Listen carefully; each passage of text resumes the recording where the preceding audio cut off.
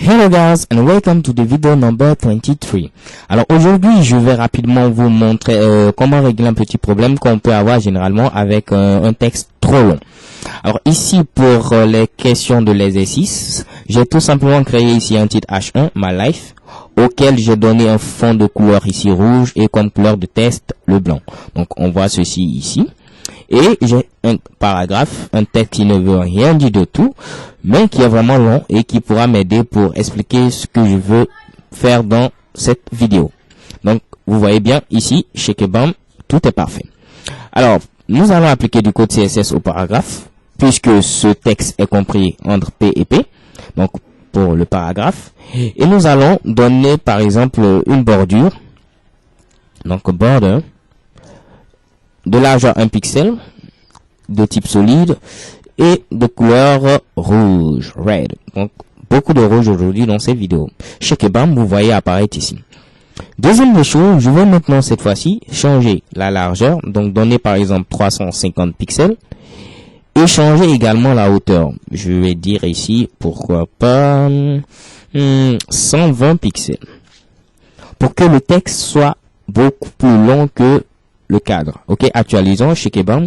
Vous voyez bel et bien ici que notre texte dépasse ici le cadre, donc l'emplacement qui est réservé au paragraphe en quelque sorte.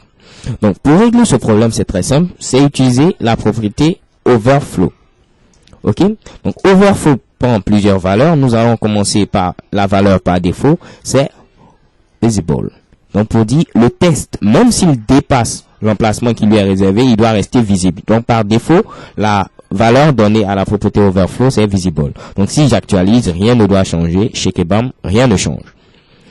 Une deuxième valeur, c'est la valeur hidden, qui veut dire ici caché. Donc ici, on dit si le texte dépasse, alors il faut cacher le texte qui déborde. Ici, donc on doit cacher ici tout ceci.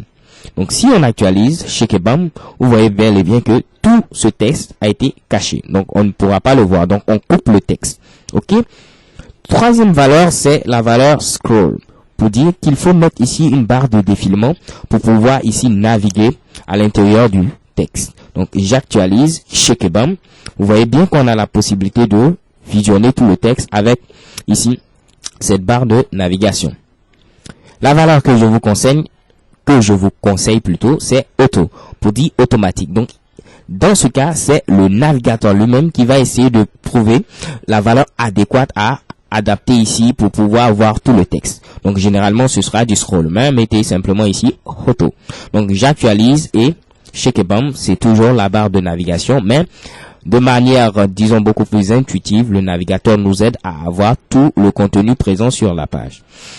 Okay guys, c'est tout pour cette vidéo. See you to the next video and bisous XO.